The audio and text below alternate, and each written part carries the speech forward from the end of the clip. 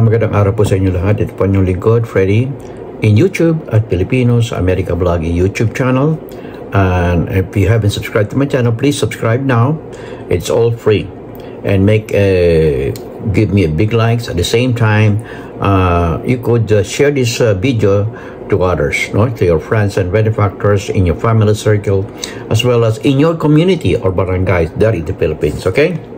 And I do hope that you're going to finish this video. It's just a short one, and i-discuss ko sa inyo itong ginagawa nitong si Maharlika na sinasabing si Marcos Kuting Jr. daw gumanti, ginombag si Lisa Atanas. Oh, naku, hindi ko maintindihan itong ginagawa ng mga ito, no? Katulad kasama na rin si Attorney Glenn Chong na may pending case sa Supreme Court regarding for disbarment, no, na isinampa ng dalawang member of Congress, no, dahil sa sinabi niya noong nakalaang rally diyan sa Plaza Lawton, nasasampalin daw niya si First Lady, na unethical for a lawyer to do that, no, especially in public, okay? Na hindi naman sila nagtagumpay because according to Inquirer.com, noong last Tuesday nung sila ay nagkaroon ng prayer rally, na hindi na maging prayer rally, it's actually a political rally, asking the president to step down, ay hindi sila nagtagumpay because according to Inquirer, there are only 2,000 people who come and witness those prayer rally. So 7 days yan eh. Doon sa 7 days, kaunti na lang ang dumating. It's only 2,000. And they are planning to storm the Malacanang to ask the president to step down. But they are in total failure. At ito sa Maharlika ay talagang hindi nila matanggap ang kanilang pagkatalo. At kasama na to si Attorney Glenn Chong. Okay? Baka madisbar siya kung matatanggap ito ni Chief Justice Gesmundo tungkol sa complaint ng dalawang congressman, because according to them, it's unethical. Okay? So, mabigat yan. Kasi being a lawyer, kailangan yung emotion ay hindi mamamayani sa yung mga binibigas mo, especially in public. Okay? Masama kasi ang epekto. No? Ngayon, ito sinasabi ni Maharlika na nagkaroon daw ng bukol si First Lady dahil nag-away yung dalawa, ito ay binanggit na sa press conference ng PCO na sinasabing nagkaroon ng flu-like symptoms ang Malacanang, ang presidente at ang First Lady dahil sa kabibiyahe nila, no? Just imagine, pumunta sila sa Germany, tapos pumunta sila sa Prague. Oh, at matagumpay naman ang kanila naging mission sa dalawang ito. At next month, pupunta naman siya sa Amerika to join Japan and United States here in America for we call it trilateral meeting on trade and security. Yan. Kaya ang balak kasi, ang balak ay talagang maging malakas ang ekonomiya ng Pilipinas at maging ang security. Kaya makikita nyo, ang ating Pangulo ay masyadong matatag sa pagtatanggol dyan sa West Philippine Sea na hindi nagawa ng nakaraang presidente. At in fact, pinipilit makuha ni Digong na ang Pilipinas ay maging province of China. At later on, latest is yung kanyang Republic of Mindanao, which will be a state of China, no? Kaya ngayon talagang pressured ang ating presidente. Kasi gusto kasi ng China na makuha ang Pilipinas, most especially Luzon and Palawan. Kasi merong oil. Kaya ngayon ang balita ko, ang Amerika at ang Israel, ang Pilipinas ay magkakaroon ng joint exploration. Hindi China, kasi hindi mahirap pagkatiwalaan ng China eh. Mabibigat itong ang magkakaroon ng oil exploration diyan sa Pilipinas. Israel, mahirap banggayin ng Israel. Ang Amerika, mahirap din banggayin ng Amerika.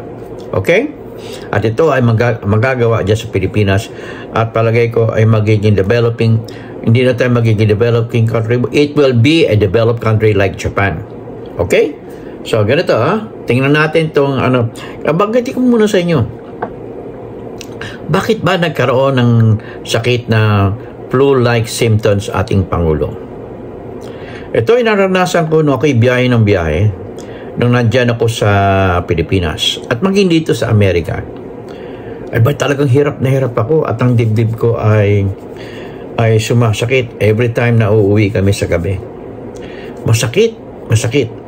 Kung hindi ka malakas ang katawan mo sa paggawan mo ng gano'n at meron kang tinatawag na itinerary, napakahirap. Hindi makakaya ng isang mahinang presidente ang kanyang schedule. Kaya magpasalamat tayo at meron tayong presidente katulad ni President Bongbong Marcos Sr. at ang First Lady na they're working side by side as a team na ikinagagalit ng mga ayaw na umangat ang Pilipinas. Katulad nitong sila Maharlika, Atty. Glenn Chong, at ang mga Duterte, maging si Vice President Sara Duterte ay ayaw nila umangat ang ekonomiya ng Pilipinas. Nakita nyo, tahimik sila. Pag umaangat, nag-comment ba sila? Pag umaangat ang ekonomiya, the Philippines is now one of the fastest economy in the world right now. Don't you know that? O sasabihin nyo, mataas ang presyo ng bigas. Kahit siya ka pumunta, kahit yung mga taga Middle East, workers, sabihin nyo nga kung magkano ang presyo ng rice dyan sa Middle East. Ang nakarinig ako na mataas na rin daw ang presyo ng rice because it is very alarming kasi napakahirap mag-produce ng rice, mahirap magtanim, lalo na sa ganitong klima ng mundo. There is climate change. Kung kayo sa yung mga Pilipino dyan na hindi nag-iisip, na hindi nagre-research at naniniwala sa chismis ni Maharlika at ibang vlogger na pro-China, ay talagang ganyan ang mangyayari sa inyo. Di ba? Okay, pakinggan natin to si Maharlika, no? Okay. Kung galit na galit, si Lisa Smugs, okay, dahil sa mga nangyayari ngayong kabulasugan at nabubuking, lalo na itong ating expose na sa kanyang pagiging kidnapper nila, Kidnapper sa lahat ng anomalya, nagra-rumble na sila. Sabi ko, sana magtagihan na lang, magbarbura na lang sila nang matapos sa problema natin, wala tayong kahirap-hirap. So, ang system, ang system, mga kababayan, so yung balita nila, actually nasa balita natin yan, nakesyo itong mga balita din natin.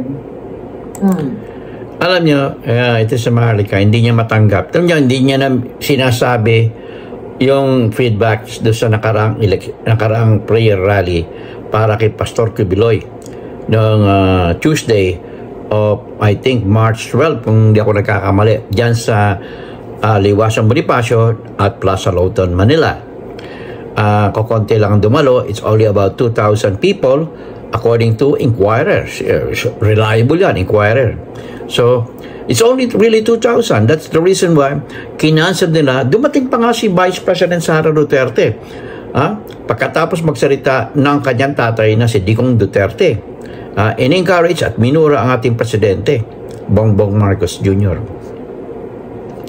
Ngayon, talagang patuloy ang hindi nila matanggap yun na akala ni Vice President Sara Duterte ay siya na ang presidente kasi kung natuloy yun, pupunta sila sa Malacanang at doon sila magrarally o gagawa ng Jericho walk dyan sa harapan ng Malacanang upang pababain si Presidente Bongbong Marcos Sr. or pigilin para hindi na makauwi dito dyan sa Pilipinas. Living in exile. Katulad ng nangyari sa tatay niya nung una.